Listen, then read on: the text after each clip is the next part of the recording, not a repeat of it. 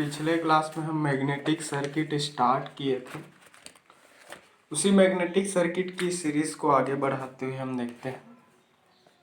ठीक है, तो मैग्नेटिक सर्किट का मैंने कुछ पैरामीटर ले लिया था, जैसे कि प्रीवियस सेक्शन में मैं मैग्नेट बताया था। मैग्नेट होता क्या है, मैग्नेट कितने टाइप का होता है उसको लिया था।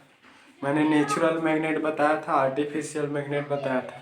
फिर उसकी on the basis of its magnetism property मैंने परमानेंट मैग्नेट बताया और दूसरे को क्या बताया, टेम्पररी मैग्नेट बताया। ठीक है, फिर उसके बाद मैंने मैग्नेटिक प्रॉपर्टी से रिलेटेड आपके उसके बारे में, पोल के बारे में बताया। मैग्नेटिक पोल होता क्या है, तो मैंने क्या बताया कि मैग्नेट का वह पॉइंट जिस पॉइंट पर मैक्सिमम मैग्नेटिज्म की प्रॉपर्टी होती है या मैग्नेटिक लाइन ऑफ फ्लक्स की स्ट्रेंथ है वो मैक्सिमम होती है। तो जिस पर्टिकुलर पॉइंट पे मैग्नेटिक लाइन ऑफ फ्लक्स की स्ट्रेंथ है वो मैक्सिमम होती है, उस पर्टिकुलर पॉइंट को मैग्नेट का क्या बोलते हैं, पोल बोलते हैं। फिर उसके बाद मैंने मैग्नेटिक लाइन ऑफ फोर्सेस लिया था। मैग्नेटिक लाइन ऑफ फोर्सेस को मैंने क्या बताया था कि मैग्नेटिक लाइन ऑफ फोर्सेस जो होता है बेसिकली एक इमेजिनरी क्लोज्ड कर्व होता है, जो कि मैग्नेट के नॉर्थ पोल से स्टार्ट होकर बाहर में मैग्नेट के साउथ पोल पे क्या होता है, एंड होता है। अगर उसी मैग्नेट के हम अगर इनसाइड ऑफ मैग्नेट अगर बात करें तो मैग्नेटिक लाइन ऑफ फोर्सेस जो है वो मैग्नेट के इनसाइड साउथ पोल से स्टार्ट होकर नॉर्थ पोल पे वो क्या होता है, कंप्लीट होता है, ऐसा बताया था। फिर उसके बाद मैंने उस मैग्नेटिक लाइन ऑफ फोर्सेस की क्या बताया था, प्रॉपर्टीज बताया था कि वो magnetic line of forces always north pole से स्टार्ट होकर साउथ पोल पे एंड होता है। मैंने दूसरी पॉइंट ये बोला था कि मैग्नेटिक लाइन ऑफ फोर्सेस जो होता है पैरेलल क्लोज्ड कर्व होता है, जो एक दूसरे को कभी क्रॉस नहीं करते। ठीक है, तो एक दूसरे को क्रॉस नहीं करते, इसके पीछे ये रीज़न है कि दो मैग्नेटिक लाइन ऑफ फोर्सेस के बीच में रिपल्सिव नेचर होता है, रिपल्सन की प्रोसेस होता है। इसके कारण वो मैग्नेटिक लाइन ऑफ फोर्सेस कभी एक दूसरे को कट नहीं करते। ठीक है, मैग्नेटिक लाइन ऑफ फोर्सेस की वैल्यू स्ट्रेंथ है जहां पर जीरो होती है, उस पर्टिकुलर पॉइंट पे मैग्नेटिज्म की प्रॉपर्टी क्या हो जाती है, magnetic field intensity, magnetic strength की वैल्यू है वो जीरो। मतलब ये मानकर चलो कि जहां पर magnetic line of forces exist करेंगे सिर्फ वहीं पर ही मैग्नेटिक फील्ड की प्रॉपर्टी है आपको मिलेगा। उसके बाद फिर मैंने मैग्नेटिक फील्ड के बारे में बताया था। तो मैग्नेटिक फील्ड मैंने क्या बताया कि मैग्नेट के आउटसाइड की रीजन में वो सारे एरिया या रीजन जहां पर मैग्नेटिज्म की प्रॉपर्टी है वो फील किया जा सकता है, फील किया जाता है, वो सारे जो एरिया है उस मैग्नेट के चारों ओर का जो क्षेत्र है, रीजन है, उस पर्टिकुलर रीजन को ही हम मैग्नेटिक फील्ड बोलते हैं। फिर उसके बाद मैग्नेटिक फील्ड इंटेंसिटी के बारे में बताया था। मैग्नेटिक फील्ड इंटेंसिटी मैंने क्या बोला था कि एक यूनिट जो पोल है, एक यूनिट पोल मैग्नेटिक फील्ड के कारण उस मैग्नेटिक फील्ड में प्रेजेंट होकर जितने अमाउंट में फोर्स को फील करता है उसी फोर्स को हम उसकी मैग्नेटिक फील्ड इंटेंसिटी या फिर मैग्नेटिक फील्ड स्ट्रेंथ बोलते हैं। फिर उसके बाद मैंने लिया था मैग्नेटिक फ्लक्स।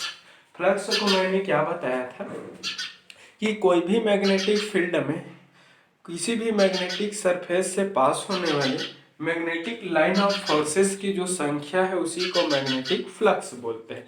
फ्लक्स की यूनिट को मैंने क्या बताया था, एसआई यूनिट वेबर। अगर दूसरे टर्म में अगर बोला जाए तो फ्लक्स वो मैक्सवेल में भी रिप्रेजेंट करते हैं। क्लियर हुआ। अगला चीज है मैग्नेटिक फ्लक्स डेंसिटी।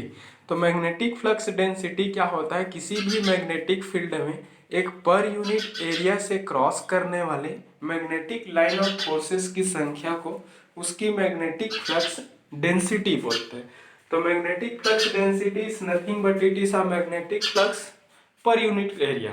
ठीक है, एक यूनिट एरिया से जितनी अमाउंट में मैग्नेटिक लाइन ऑफ फोर्सेस है वो पास होगा, मैग्नेटिक फ्लक्स पास होंगे, उसी के ही रेट को फ्लक्स पर यूनिट एरिया को ही क्या बोलते हैं, मैग्नेटिक फ्लक्स डेंसिटी बोला जाता है। ठीक है, फिर उसके बाद मैग्नेटिक फ्लक्स डेंसिटी और मैग्नेटिक फील्ड इंटेंसिटी के बारे में मैं रिलेशन लिया था B equal to mu into H और mu equal to B divided by H. फिर इसी में मैं रिलेटिव परमिबिलिटी और एब्सोल्यूट परमिबिलिटी के बारे में बात किया था।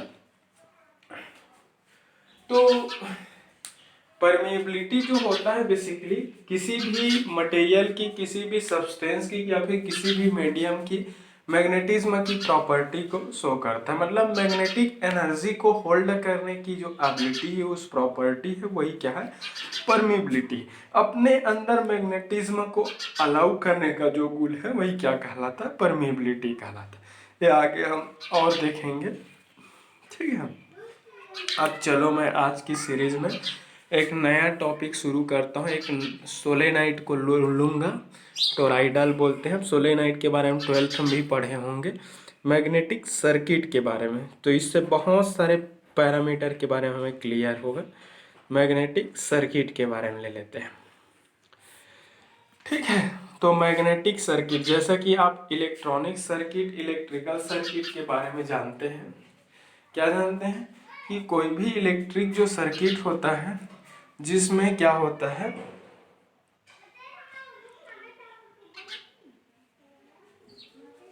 ठीक है, जिसमें इलेक्ट्रिकल करंट का फ्लो होता है, वो क्या होता है, इलेक्ट्रिकल सर्किट, इलेक्ट्रॉनिक सर्किट कहलाता है, ठीक है।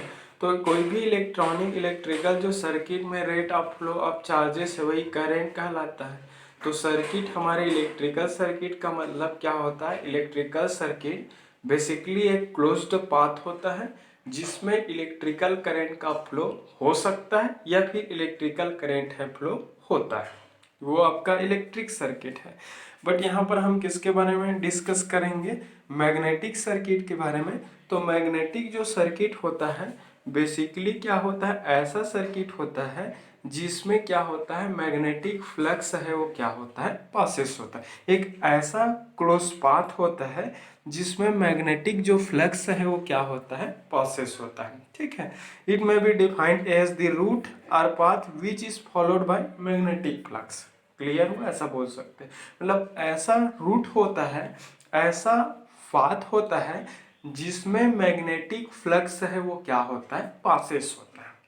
तो magnetic circuit is nothing but it is a close path और it is a route in which magnetic flux passes. Clear हुआ।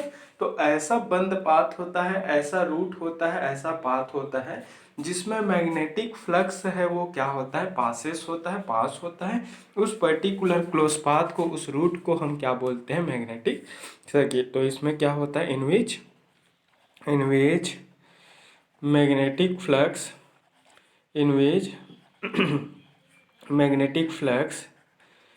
Magnetic flux passes. क्लियर हुआ। तो बेसिकली ऐसा क्लोज्ड पाथ होता है, ऐसा रूट होता है जिसमें मैग्नेटिक जो फ्लक्स है वो क्या होता है, पाथ होता है। तो बेसिकली इस मैग्नेटिक जो सर्किट में है, मैग्नेटिक लाइन ऑफ फोर्सेस है वो कंप्लीट क्या करता है, क्लोज पाथ क्या करता है, क्रिएट करता है। तो मैग्नेटिक सर्किट में मैग्नेटिक लाइन ऑफ फोर्सेस जो है वो कंप्लीट, पूर्ण एवं बंद पाथ, ठीक है, कंप्लीट एंड क्लोज्ड पाथ है, उसको क्या करता है, क्रिएट करता है, ठीक है। तो ये मैग्नेटिक ऐसा आपका बंद पाथ होता है, ऐसा सर्किट होता है जिसमें मैग्नेटिक लाइन ऑफ फोर्सेस है वो कंप्लीट क्लोज्ड पाथ क्रिएट करता है। जिसमें मैग्नेटिक लाइन ऑफ फोर्सेस है वो कंप्लीट क्लोज्ड पाथ क्रिएट करता है, उस पर्टिकुलर सर्किट को ही क्या बोलते हैं, मैग्नेटिक सर्किट, ठीक है। So magnetic circuit is nothing but it is a circuit in which circuit or path or route in which magnetic line of forces creates a complete and closed loop, ठीक है, जिसमें complete और closed loop create करता है, उसी particular circuit को क्या बोलते हैं, मैग्नेटिक सर्किट। तो एक लाइन में बोला जाए तो जैसा कि हमारे इलेक्ट्रिकल में क्या हो रहा था, इलेक्ट्रॉन्स फ्लो हो रहा था, इलेक्ट्रॉन्स की फ्लो को ही हमने इलेक्ट्रिसिटी टर्म्ड कर दिया, फिर करंट बोल दिया, ठीक है। जब हमारे मैग्नेटिक सर्किट की बात आएगा तो जो करंट का रोल है, जो इलेक्ट्रॉन्स का फ्लो वाला जो रोल है, उसको हमारे मैग्नेटिक सर्किट में मैग्नेटिक लाइन ऑफ फोर्सेस बोलेंगे, ठीक है। तो जो एनर्जी को कैरी करता है उस पैरामीटर के बारे में डिस्कस करेंगे। हमारे इलेक्ट्रिकल में क्या हो रहा था, इलेक्ट्रॉन्स है वो इलेक्ट्रिकल एनर्जी को कैरी कर रहे थे। अभी इस मैग्नेटिक सर्किट में मैग्नेटिक एनर्जी को कैरी कौन करेगा, मैग्नेटिक लाइन ऑफ फोर्सेस। तो ऐसा क्लोज्ड पाथ जिसमें मैग्नेटिक लाइन ऑफ मैग्नेटिक जो फ्लक्स है वो पासेस होता है, ऐसा रूट ऐसा पाथ जिसमें क्या होता है, मैग्नेटिक लाइन ऑफ फोर्सेस या मैग्नेटिक फ्लक्स है वो क्या होता है, पासेस होता है। उसी पर्टिकुलर क्लोज पाथ को, उस रूट को ही क्या बोलते हैं, मैग्नेटिक सर्किट बोलते हैं। ठीक है, तो मैग्नेटिक जो सर्किट है इलेक्ट्रिकल सर्किट की तरह ही है बोल सकते हो, बट इसमें करंट की बात नहीं आएगा, इसमें फ्लक्स की बात है। तो इसको समझाने के लिए मैं एक चीज़ लूँगा, एक सर्किट मैग्नेटिक सर्किट बनाऊँगा है। ठीक है, चलो एक मैग्नेटिक सर्किट, जब भी मैग्नेटिक सर्किट की बात आएगा, ये आपका क्या है, बेसिक ये आपका क्या है, स्ट्रक्चर, बेस स्ट्रक्चर है बोल सकते हैं। हम एक बना रहे हैं, सोलेनाइड बना रहे हैं, जैसे आप 12th में पढ़े होंगे। एक कोर है, एक कोर है, हाई कंडक्टिविटी वाले मटेरियल का जनरली कोर लेते हैं ताकि उसमें मैग्नेटिज्म की प्रॉपर्टी है वो ज़्यादा मिल सके, तो ये कोर है बोल सकते हैं। ठीक है, ठीक है, तो ये आयरन का रिंग है बोल सकते हैं, एक आयरन का रिंग है। इस आयरन रिंग पे हम क्या कर देते हैं, कॉपर वायर को क्या कर देते हैं, ऐसा व्रेपिंग कर दिए हैं, कॉपर वायर को वाउंड कर दिए हैं, वाउंड कर दिया। समझ में है, इसको क्या बोलते हैं हम, सोलेनाइड या फिर टोराइडल आयरन रिंग बोलेंगे। इसको क्या क्या बोल सकते हैं हम, इसको, इस स्ट्रक्चर को, इस कंप्लीट स्ट्रक्चर को क्या बोलेंगे, सोलेनाइड, सोलेनाइड बोलेंगे। या फिर क्या बोल सकते हैं, टोराइडल, टोराइडल आयरन रिंग बोलेंगे इसको, टोराइडल आयरन रिंग, सोलेनाइड बोलेंगे या फिर टोराइडल आयरन रिंग बोलेंगे। तो बेसिकली एक आयरन का रिंग है जिसमें हम क्या कर दिए हैं, हाई कंडक्टिविटी वाले मटेरियल जैसे कॉपर जैसे वायर को क्या कर दिए, इस टोराइडल या फिर आयरन रिंग में हम क्या कर दिए, वाउंड कर दिए। ठीक है, सपोज इस कंप्लीट जो मैग्नेटिक जो पाथ है, इसमें जो मैग्नेटिक पाथ जो क्रिएट कर रहा है, इस कंप्लीट मैग्नेटिक जो पाथ है उसकी लेंथ है वो एल ले लेता हूँ, L. Suppose L is nothing but it is a length of magnetic path. ठीक है, तो इसकी मैग्नेटिक पाथ का क्या है, लेंथ ले लिया एल को। Suppose L is length of magnetic path ले लिया। सपोज इस वाउंडेड जो वायर है उसमें आई इलेक्ट्रिसिटी का फ्लो हो रहा है, आई करंट का फ्लो हो रहा है। ठीक है, सपोज इस जो आपका टोराइडल जो आयरन रिंग है, आयरन रिंग में जो आप वायर वाउंड किए हैं, वाउंड करके एक क्या है, एक कॉइल लाइक स्ट्रक्चर क्रिएट किए हैं। उस कॉइल लाइक स्ट्रक्चर पे क्या है, इस कॉइल पे एन क्या है, number of turn. Suppose L is number of turns, फेरों की संख्या है ऑफ कॉइल। ठीक है, तो सपोज इस कॉइल पे एन क्या है, नंबर ऑफ टर्न है, एल क्या है, लेंथ ऑफ मैग्नेटिक पाथ है। सपोज इस टोराइडल आयरन रिंग में फ्लोइंग जो इलेक्ट्रिसिटी है उसकी वैल्यू क्या है, आई एम्पियर। सपोज इसमें आई एम्पियर की इलेक्ट्रिसिटी का फ्लो हो रहा है। ये कंप्लीट जो स्ट्रक्चर है टोराइडल आयरन रिंग है। अब जैसे ही इसमें करंट का फ्लो होगा, करंट फ्लो होने से इसमें मैग्नेटिज्म की प्रॉपर्टी क्रिएट होंगे, मैग्नेटिज्म की प्रॉपर्टी के कारण इसमें फ्लक्स है, इस टोराइडल आयरन जो रिंग है उसमें क्या होगा, ऐसा रूटेड होगा। क्योंकि आप सबको पता है कि फ्लक्स जो है वो आउटसाइड ऑफ दी मैग्नेट भी होता है और इनसाइड ऑफ दी मैग्नेट भी होता है। तो सब इस टोराइडल रिंग में क्या होगा, फ्लक्स है वो क्या होंगे, पास होंगे। सपोज इस टोराइडल आयरन रिंग की जो क्रॉस सेक्शनल जो एरिया है उसको क्या ले लेता हूँ मैं, ए। ये जो दिख रहा है ना ए, क्रॉस सेक्शन मतलब उसका छोटा सा टुकड़ा अगर कट कर दे तो कट करने से उस बचे छोटे से टुकड़े का क्या है, एरिया क्या होगा। तो ये आपका सर्कुलर अगर सिलेंड्रिकल शेप्ड होंगे तो ए, सपोज ए इज क्या है, cross section, cross sectional area of ring. ये आयरन का जो आप रिंग यूज किए हो जिसके ऊपर आप कॉपर जैसे कंडक्टिंग मटेरियल के वायर को वाउंड किए हैं, उसी आयरन रिंग का क्या है, क्रॉस सेक्शनल एरिया को क्या ले लेता हूँ मैं, ए ले लेता हूँ। क्लियर हुआ। बी, सपोज इसमें फाइव, इसका क्या है, बी क्या है, suppose B is magnetic flux density. Suppose B is magnetic flux density, मैंने मैग्नेटिक फ्लक्स डेंसिटी बताया था। मैग्नेटिक फ्लक्स डेंसिटी का मतलब क्या होता है? Flux per unit area. कोई भी पर्टिकुलर मैग्नेटिक सर्किट में, एक मैग्नेटिक फील्ड में, एक यूनिट एरिया में पास होने वाले मैग्नेटिक फ्लक्स का जो रेट है वही क्या कहलाता है? Magnetic flux density. Suppose B is magnetic flux density and H, due to this magnetic field, H is magnetic field intensity. Suppose H is magnetic field intensity, magnetic field intensity. मैं सोचता हूँ कि ये सब मैग्नेटिक फील्ड इंटेंसिटी क्या होता है? मैंने क्या बताया था कि किसी भी मैग्नेटिक फील्ड में मैग्नेटिक जो पोल है, एक यूनिट जो पोल है, उस मैग्नेटिक फील्ड के कारण जितने अमाउंट में फोर्स को अनुभव करता है, फोर्स को फील करता है, उसी फोर्स को हम मैग्नेटिक फील्ड इंटेंसिटी बोलते हैं। दैट मीन्स क्या होगा? फोर्स पर यूनिट पोल। ठीक है, कहने का मतलब उस मैग्नेटिक फील्ड पे प्लेस्ड एक यूनिट पोल है, जितनी अमाउंट में फोर्स को फील करेगा उसी फोर्स को उसकी क्या बोलेंगे? Magnetic field intensity. In SI unit, अगर एसआई यूनिट में हम इसकी बात करें तो ये क्या होगा? न्यूटन पर वेबर। एक फ्लक्स का यूनिट क्या होता है? एसआई यूनिट वेबर होता है। न्यूटन पर इसका क्या होगा? वेबर पर मीटर स्क्वायर। ठीक है, तो हम अब देख सकते हैं कि कोई भी टोरॉइडल है या फिर सोलेनाइड है, उस सोलेनाइड की the magnetic field intensity, the magnetic field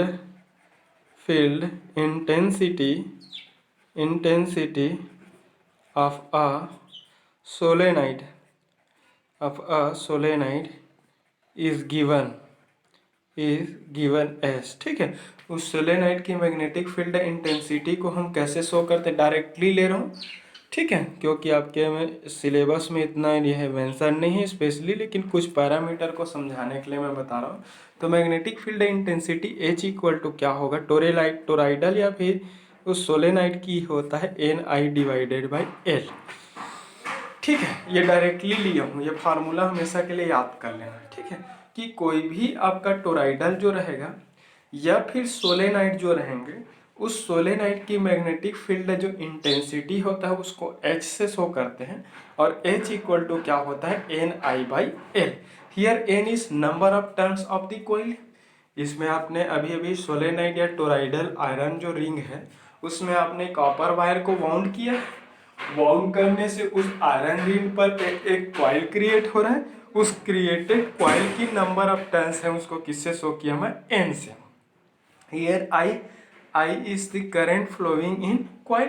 I वह करंट की वैल्यू है जो उस टोरॉइडल या फिर आयरन रिंग पे क्या हो रहा है? फ्लो हो रहा है। Here L is nothing but it is a length of wire. Length of wire नहीं, लेंथ ऑफ वायर नहीं है, लेंथ ऑफ मैग्नेटिक सर्किट है। क्लियर हुआ? तो उस मैग्नेटिक सर्किट की लेंथ है, और N तो नंबर है, I है क्या है? करंट की वैल्यू है। तो ये N तो टर्न को शो करता है, I करंट का यूनिट एम्पियर होता है, तो ये एम्पियर टर्न पर लेंथ की यूनिट क्या होता है? मीटर। तो एम्पियर टर्न पर मीटर होगा इसका unit. A for ampere, T for turn इस मतलब उसमें फेरों की संख्या। जो आप टोरॉइडल आयरन रिंग क्रिएट किए हैं, उस टोरॉइडल आयरन रिंग में आपने कॉपर वायर को वाउंड किया है, तो आपने जो कॉपर वायर वाउंड किए हैं उसकी टर्न की संख्या। तो N is number of turn, तो इसको टर्न से शो करते हैं। उसको तो इसका कोई यूनिट ही नहीं है, टर्न बोलेंगे। 100 टर्न है, 200 टर्न है, 300 टर्न है, 1000 टर्न, इस टाइप से बोलेंगे। I is the current which is flowing in iron coil of the iron or toroidal ring. Clear? L is length of magnetic circuit. So SI unit of length of magnetic circuit will be meter. So complete H will be ampere turn per meter for this solenoid or toroidal iron ring. Clear हुआ? Again we know that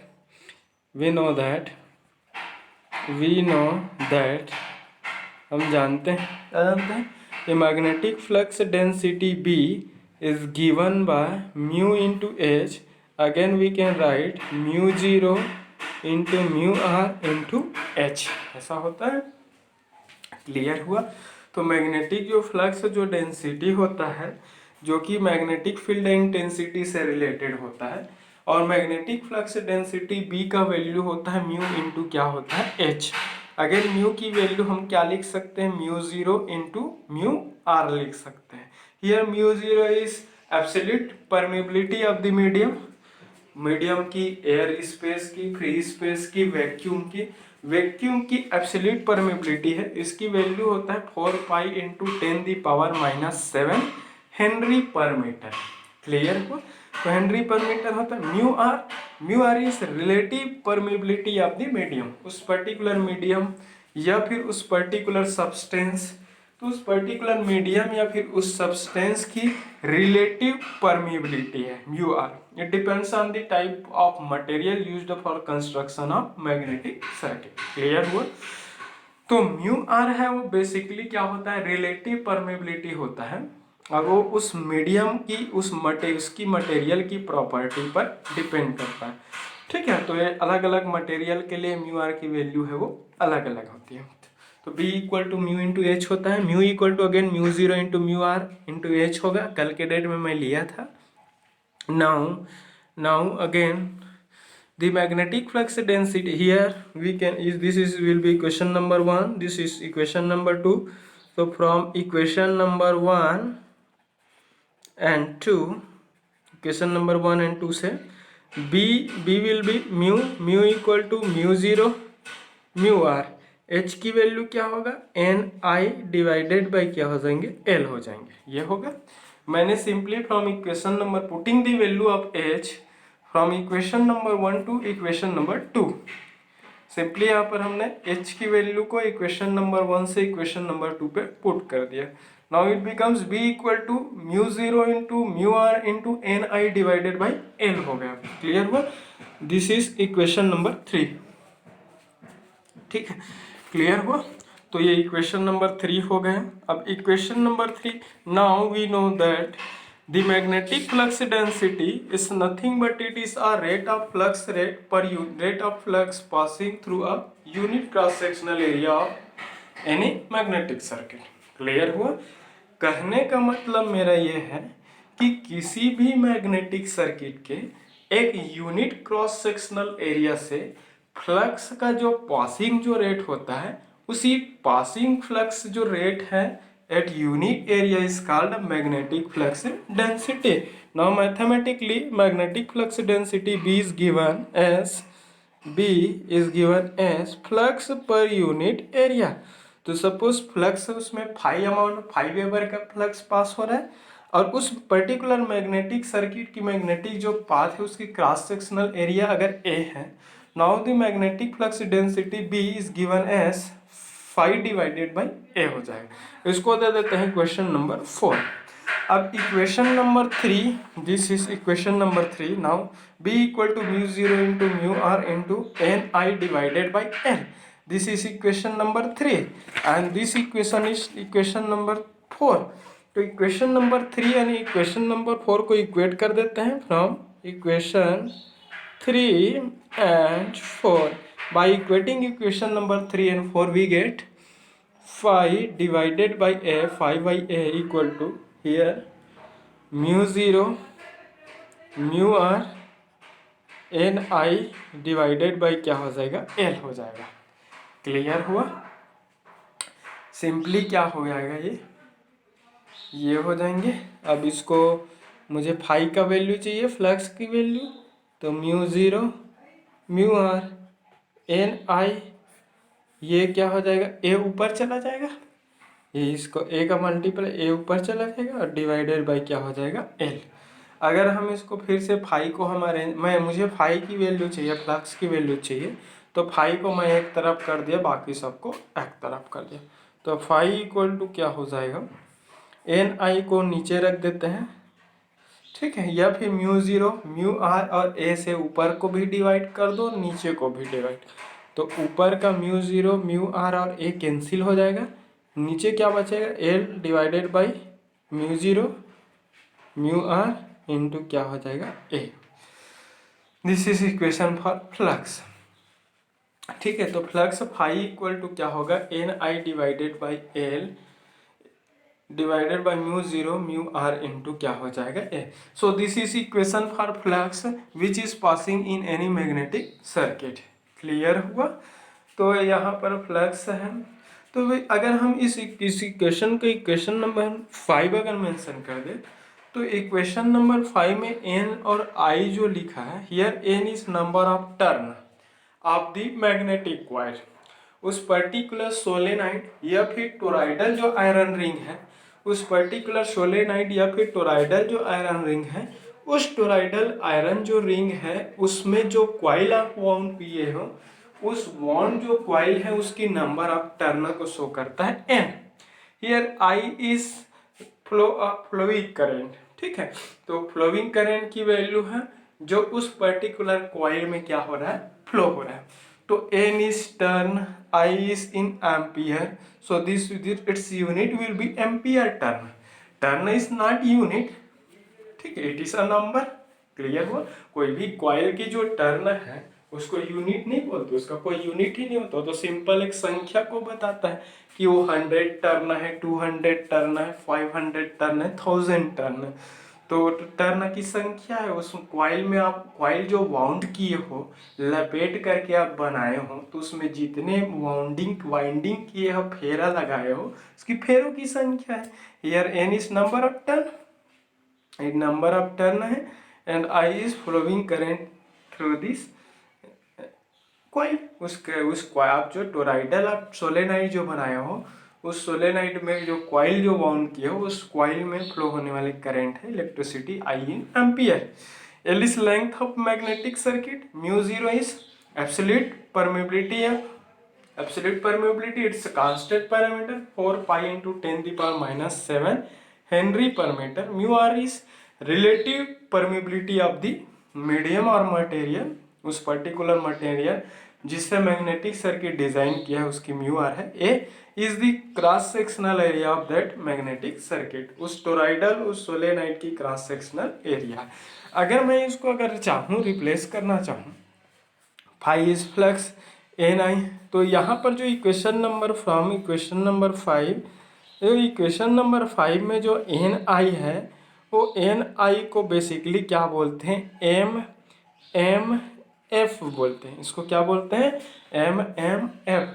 जैसे ई M F पढ़े हो ना in electric circuit, E M F in magnetic circuit, it becomes क्या हो जाता है, वही चीज मैग्नेटोमोटिव फोर्स हो जाता है। क्लियर हुआ। तो ये मैग्नेटिक सर्किट में इसको क्या बोलते हैं, magneto motive force, magnetomotive force MMF, and this MMF equal to क्या होता है, एन इंटू आई। कहने का मतलब क्या है, एक यूनिट पोल को किसी मैग्नेटिक सर्किट के एक पॉइंट से दूसरे पॉइंट तक ले जाने के लिए, ठीक है, अगर हम मैग्नेटोमोटिव फोर्स की बात करें, तो किसी भी मैग्नेटिक सर्किट में क्या होता है कि कोई भी मैग्नेटिक जो पोल्स हैं, उस मैग्नेटिक पोल्स को किसी भी मैग्नेटिक सर्किट के एक पॉइंट से दूसरे पॉइंट तक ले जाने के लिए जितनी अमाउंट में उसमें वर्क डन करना पड़ता है, कार्य करना पड़ता है, जितनी अमाउंट में एनर्जी की आवश्यकता होती है, वही एनर्जी जो होता है उस मैग्नेटिक सर्किट की magnetomotive force. Energy required to transfer a unit magnetic pole from one end of the magnetic circuit to another end, it's called magnetomotive force. Clear हुआ। तो इसी को क्या बोलते हैं, मैग्नेटोमोटिव फोर्स बोलते हैं। तो ये मैग्नेटोमोटिव फोर्स उसको किससे डिनोट करते हैं, एम एम एफ लिख देते हैं सिंपली, और M M F equal to N into I. इसको देखने से पता चल जा रहा है कि कोई भी मैग्नेटिक सर्किट की एम एम एफ होता है, उसकी नंबर ऑफ टर्न उसमें करेंट की वैल्यू पर डिपेंड करता है। If we increase the number of turn of the coil, then M M F will be increased. If I want to increase the flowing current through this coil, again MMF will be increased। Again फिर से क्या हो जाएगा, MMF की value है फिर से increase हो जाएगा। ठीक है। So MMF of any magnetic circuit depends on two parameter. First is number of turns of the coil, and second is flowing current through that coil. ठीक, उस कॉइल में फ्लो होने वाला करंट और उस कॉइल की नंबर ऑफ टर्न पे depend करता है। क्लियर हुआ, समझ में आया कि नहीं आया? तो आई थिंक तो एमएमएफ है, उसकी यूनिट है, उसको सिंपल एम्पियर टर्न लेंगे। आई की यूनिट एम्पियर है, एन की यूनिट, इसका तो कोई यूनिट नहीं होता, सिंपल टर्न ही बोलते हैं, so it will be ampere turn. ठीक है, तो बेसिकली एमएमएफ जो होता है हमारे इलेक्ट्रिक जो सर्किट होता है उसमें जो ईएमएफ होता है, इलेक्ट्रोमोटिव फोर्स, सेम वही जो प्रॉपर्टी है, अगर उसी प्रॉपर्टी को अगर किसी मैग्नेटिक सर्किट से अगर हम रिलेट करें, उससे कंपैरिजन करें, तो सेम वही जो प्रॉपर्टी है उसको मैग्नेटिक सर्किट का क्या बोलते हैं, मैग्नेटोमोटिव फोर्स बोलते हैं। तो मैग्नेटोमोटिव फोर्स हो गए आई थिंक। अब उसकी डिनोमिनेटर जो है इक्वेशन नंबर 5 की जो डिनोमिनेटर है, डिनोमिनेटर अगर हम इसको शो कर दें 5 को, तो 5 को इक्वेशन नंबर 5 को flux phi equal to N I को मैंने क्या बताया, मैग्नेटोमोटिव फोर्स, मैग्नेटोमोटिव फोर्स बोला, डिवाइडेड बाय नीचे वाले जो डिनोमिनेटर है, डिनोमिनेटर को रिलक्टेंस बोलते हैं। क्या बोलते हैं इसको, रिलक्टेंस। रिलक्टेंस जैसा कि आप अगर इलेक्ट्रिक सर्किट में अगर इसको अगर हम शो करें तो फ्लक्स को फाई से शो कर देते हैं, मैग्नेटोमोटिव फोर्स को चलो एफ से डिनोट कर देता हूँ, तो reluctance of magnetic circuit is represented by S. ठीक है, समटाइम्स इस इक्वेशन को हम क्या बोलते हैं, Ohm's law of magnetic circuit. जैसा ओम का नियम आप इलेक्ट्रिक सर्किट के लिए पढ़े हैं, वैसे ही मैग्नेटिक सर्किट का इसको क्या बोलते हैं, ओम्स लॉ बोलते हैं। ठीक है, sometimes the above equation is called Ohm's law of magnetic circuit here in. अगर हम इलेक्ट्रिक सर्किट से कंपैरिजन कर ले, मान ले जाए तो इलेक्ट्रिक सर्किट में करंट फ्लो होता है आई।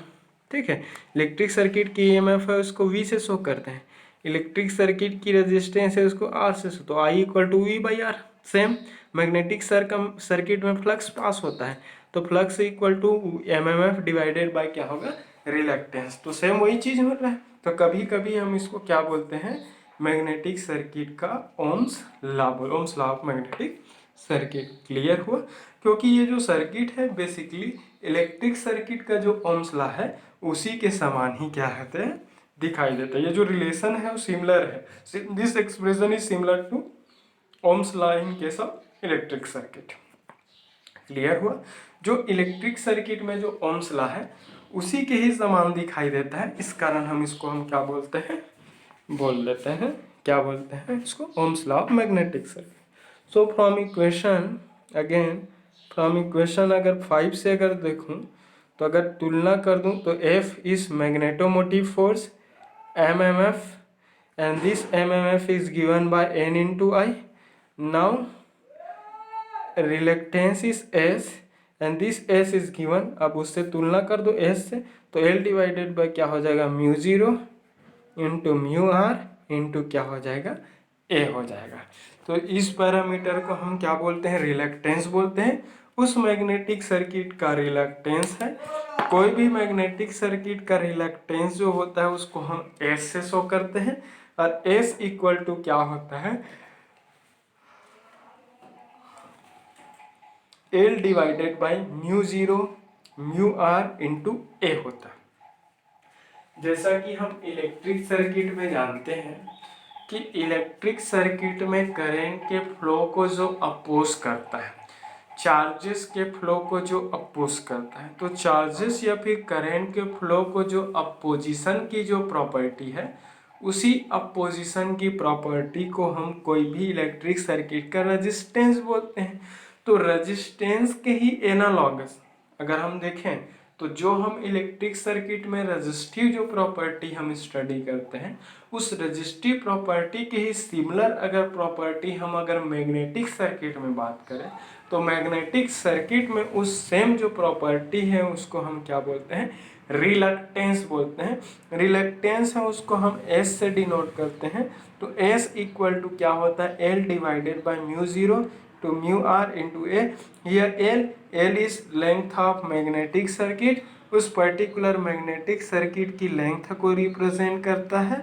Mu zero is absolute permeability of free space, it's constant parameter, ये कांस्टेंट है। म्यू ज़ीरो की value 4 pi into 10⁻⁻7 henry per metre. Mu are is relative permeability of material और medium.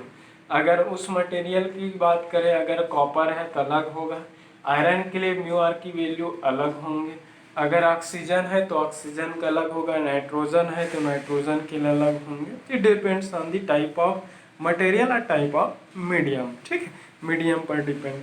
सो S का value है A is cross sectional area of magnetic circuit, उस magnetic circuit की cross sectional area पर। तो S की reluctance, इससे MCQ question बन जाता है कई बार कॉम्पिटिटिव एग्जाम में। तो S equal to L divided by mu zero mu are into A होता है। A cross sectional area of magnetic circuit, A is length of magnetic circuit, mu zero is absolute permeability and mu are is relative permeability of material और medium. Clear हुआ? तो कुछ कुछ जो parameter है उसको मैं इसमें डिफाइन कर लेता हूँ। देखो, फ्लक्स को आप सबको पता है कि किसी भी मैग्नेटिक जो फील्ड है उस मैग्नेटिक फील्ड में मैग्नेटिक लाइन ऑफ फोर्सेस जो है उसकी परपेंडिकुलर जितनी अमाउंट में क्या होता है, उसकी परपेंडिकुलर सरफेस से होकर जितनी अमाउंट में मैग्नेटिक लाइन ऑफ फोर्सेस है वो पास होता है, उस मैग्नेटिक लाइन ऑफ फोर्सेस की अमाउंट है उसी को फ्लक्स बोलते हैं। अगर फ्लक्स डेंसिटी बोलेंगे तो एक यूनिट क्रॉस सेक्शनल एरिया से पासिंग मैग्नेटिक फ्लक्स का जो रेट है उसी को क्या बोलते हैं, मैग्नेटिक फ्लक्स डेंसिटी बोलते हैं। तो ये कुछ कुछ चीज़ें हैं मैग्नेटोमोटिव फोर्स। अब कुछ चीज़ को मैं इससे डिफाइन करके कंक्लूजन निकाल देता हूँ। ठीक है, तो मैग्नेटोमोटिव फोर्स किसको बोलते हैं? तो मैग्नेटोमोटिव फोर्स का मतलब क्या, एमएमएफ को मैग्नेटिक सर्किट के लिए कैपिटल एफ से रिप्रेजेंट करते हैं।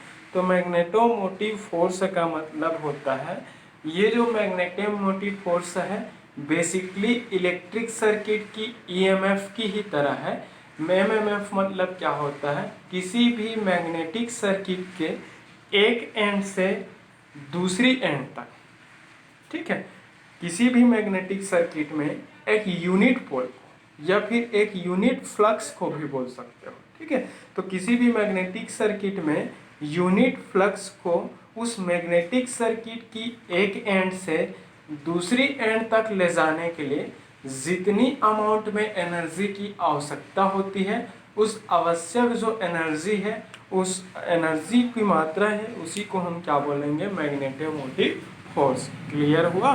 Energy required to transfer a unit pole from one end of magnetic circuit to another end. ठीक है, या फिर बोल सकते हैं कि उस मैग्नेटिक सर्किट या उस मैग्नेटिक पाथ के पूरे कंप्लीट उस क्लोज पाथ में, किसी भी मैग्नेटिक क्लोज पाथ में कंप्लीट एक बार उसको मूव कराने के लिए भी बोल सकते हो।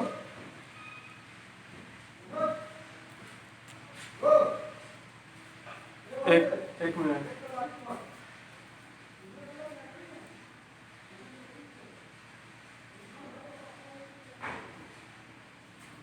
ठीक है।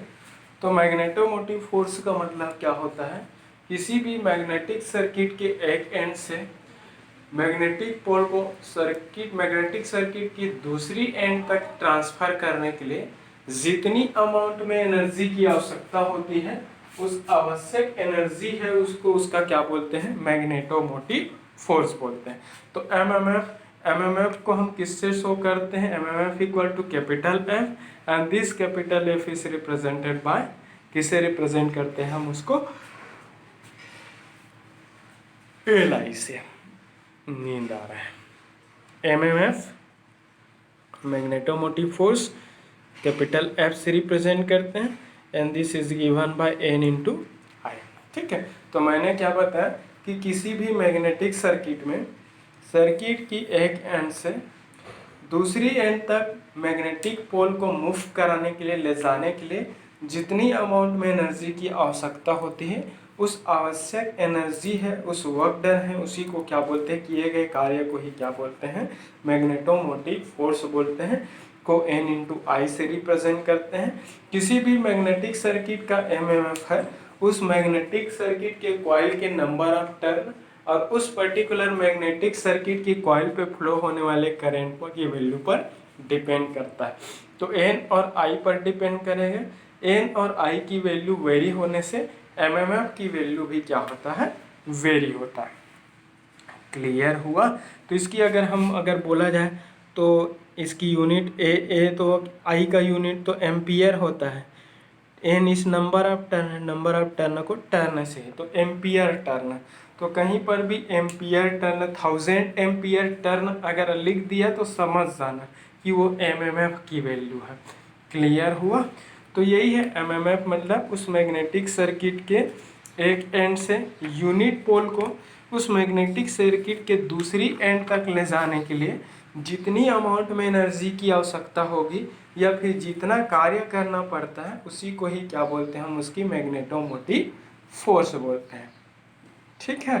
तो एम्पियर जो टर्न है उस मैग्नेटिक सर्किट का क्या है, मैग्नेटोमोटिव फोर्स को ही रिप्रेजेंट करता है, जो कि उसमें टर्न और उसमें फ्लोइंग करंट की वैल्यू पर डिपेंड करता है। रिलक्टेंस, हम एक चीज़ रिलक्टेंस बताएं, जैसा कि हम इलेक्ट्रिक सर्किट में रेजिस्टेंस पढ़ते हैं।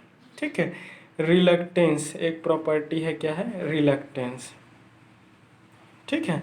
तो रिलक्टेंस को मैं अभी किससे रिप्रेजेंट किया था, एस से, और एस की वैल्यू डेरिवेशन से क्या निकला था, L divided by mu zero into mu are into A. तो कोई भी जो सर्किट जो होता है, किसी भी इलेक्ट्रिक सर्किट में करेंट की अपोजिशन की प्रॉपर्टी है। जैसा कि हमने इलेक्ट्रिक सर्किट पढ़ा, इलेक्ट्रिक सर्किट में हमने क्या बोला था कि कोई भी इलेक्ट्रिक जो सर्किट होता है उसमें इलेक्ट्रॉन्स की फ्लो को या फिर इलेक्ट्रिकल करंट की फ्लो को अपोज करने की जो प्रॉपर्टी है, उसी अपोजिशन की प्रॉपर्टी को उस सर्किट का क्या बोलते हैं, हम रेजिस्टेंस बोलते हैं। अगर सेम अपोजिशन की प्रॉपर्टी को अगर हम किसी मैग्नेटिक सर्किट में देखो तो किसी भी मैग्नेटिक सर्किट में फ्लक्स की फ्लो को अपोज करने की जो प्रॉपर्टी है, उसी अपोजिशन की प्रॉपर्टी को हम क्या बोलते हैं, रिलक्टेंस बोलते हैं। ठीक है। तो किसी भी मैग्नेटिक सर्किट में मैग्नेटिक फ्लक्स की पासेज है, किसी भी मैग्नेटिक फ्लक्स की पासेज है, उस मैग्नेटिक फ्लक्स की पासेज को जो अपोजिशन करने का गुण है, किसी भी मैग्नेटिक सर्किट में मैग्नेटिक फ्लक्स की पासेज को अपोजिशन करने की जो प्रॉपर्टी है, उसी अपोजिशन की प्रॉपर्टी को हम क्या बोलते हैं, रिलक्टेंस बोलते हैं उस मैग्नेटिक सर्किट का। सेम यही अपोजिशन की प्रॉपर्टी को अगर हम किसी इलेक्ट्रिक सर्किट में देखें तो रेजिस्टेंस बोलते हैं, और वही फ्लक्स की अपोजिशन की प्रॉपर्टी को अगर किसी मैग्नेटिक सर्किट में देखें तो इसको क्या बोलते हैं, reluctance. So reluctance is nothing but it is a property of magnetic circuit due to which it opposes the passage of magnetic flux. ठीक है। वह गुण है जिस गुण के कारण ये मैग्नेटिक सर्किट में मैग्नेटिक फ्लक्स के पासेस को क्या करता है, अपोज करता है, विरोध करता है, उसको पास करने के लिए अपोज करता है। ठीक है। तो ये मटेरियल की प्रॉपर्टी होता है कोई भी इलेक्ट्रिकल सर्किट में, किसका। ठीक है। तो इसकी यूनिट अगर बात करें तो एम्पियर टर्न पर वेबर होगा ना, एम्पियर टर्न पर वेबर होंगे। ठीक है। क्या होगा, तो एस इक्वल टू क्या होता है, L divided by mu zero mu R. ये दोनों तो कांस्टेंट पैरामीटर है, ये तो मटेरियल की प्रॉपर्टी पर डिपेंड करता है। तो एस की वैल्यू है length of magnetic circuit, A is cross sectional area of magnetic circuit. तो फाइनली बोले तो कोई भी मैग्नेटिक सर्किट की जो रिलक्टेंस है उस मैग्नेटिक सर्किट की फिजिकल स्ट्रक्चर पर डिपेंड करता है, उस मैग्नेटिक सर्किट की लेंथ पर और उस मैग्नेटिक सर्किट की क्रॉस सेक्शनल एरिया पर डिपेंड कर।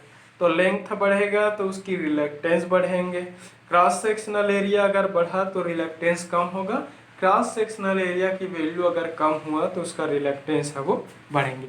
तो रिलक्टेंस जो होता है क्रॉस सेक्शनल एरिया का क्या होता है, इनवर्सली प्रोपोर्शनल। अगर इसकी यूनिट बोल लें, अगर इसकी यूनिट की हम बात करें तो रिलक्टेंस की जो यूनिट होता है ऐसा unit ampere turn per weber होगा। वेबर फ्लक्स का यूनिट है।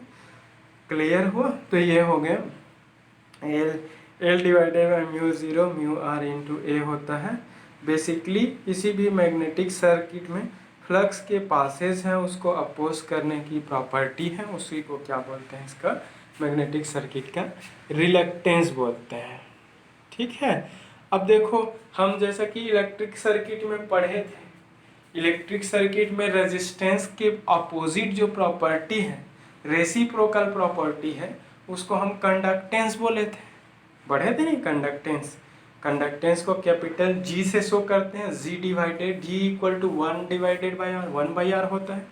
तो सेम रिलक्टेंस की जो अपोजिट जो प्रॉपर्टी है, उस रिलक्टेंस की अपोजिट प्रॉपर्टी को परमियंस बोलते हैं। रिलक्टेंस की अपोजिट जो प्रॉपर्टी है उसको क्या बोलते हैं? परमियंस। तो परमियंस बोलते हैं। तो परमियंस इक्वल टू क्या होगा? Reciprocal of reluctance. मतलब कोई भी मैग्नेटिक सर्किट की रिलक्टेंस जितना ज़्यादा होगा परमियंस कम होंगे, और रिलक्टेंस जितना कम होंगे परमियंस है वो क्या होगा? ज़्यादा। It is reciprocal of reluctance. ठीक है। ठीक है। तो जैसा कि हमने कंडक्टेंस या रजिस्टिविटी के अपोजिट को कम कंडक्टिविटी बोले थे इलेक्ट्रिक सर्किट के केस में, लेकिन यहाँ पर क्या है? परमियंस के अपोजिट को रिलक्टेंस बोलेंगे। तो रिलक्टेंस मतलब क्या होता है? अपोज, मैग्नेटिक फ्लक्स के पासेस को अपोज करने का गुण।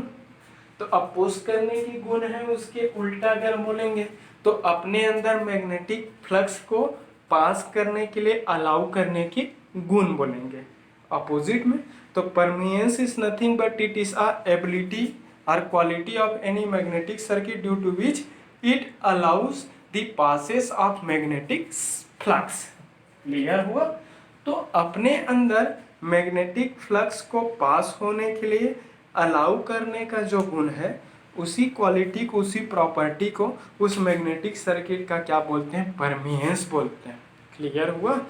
तो reluctance is opposition of passage of magnetic flux है। तो ये परमियंस क्या है? अलाउंस होगा। अपने अंदर के मैग्नेटिक फ्लक्स को पास होने के लिए अलाउ करने का जो गुण है उसको उसके परमियंस बोलेंगे। अपोज करने के गुण है रिलक्टेंस कहलाएगा। अपने अंदर मैग्नेटिक फ्लक्स को पासेस करने की प्रॉपर्टी परमियंस कहलाएंगे। So it is a reciprocal of reluctance. Clear हुआ? समझ में आया? और कोई भी सर्किट की स्पेसिफिक जो रिलक्टेंस है, specific reluctance of any magnetic circuit is called reluctivity. क्या बोलते हैं? Reluctivity. Reluctivity is nothing but it is a specific reluctance of any magnetic circuit, clear हुआ? तो कोई भी मैग्नेटिक सर्किट की स्पेसिफिक जो रिलक्टेंस है, उस स्पेसिफिक रिलक्टेंस को मैग्नेटिक सर्किट का क्या बोलते हैं? रिलक्टिविटी। जैसा हम इलेक्ट्रिक सर्किट में रेजिस्टिविटी पढ़े हैं ना, तो specific resistance of any material और any circuit is resistivity. Same उसी के एनालॉगस अगर मैग्नेटिक सर्किट में हम बात करें तो specific reluctance of any magnetic circuit is called reluctivity. Clear हुआ? समझ में? आई थिंक ये सारे चीज़ क्लियर हो गए होंगे। तो मैग्नेटिक सर्किट से रिलेटेड मैंने हर पैरामीटर को, इसमें हर एक की डेफिनेशन और किस चीज़ पर डिपेंड करता है वो सारे चीज़ को ले लिया। तो मेरे तरफ से तो सबको क्लियर हो गया होगा सोचता हूँ मैं। ठीक है। तो अगर क्लियर हो गया होगा तो वीडियो लाइक करें, शेयर करें, कमेंट करें। ठीक है। डाउट होने पर क्या कर सकते हो? पूछ सकते हो। Thank you.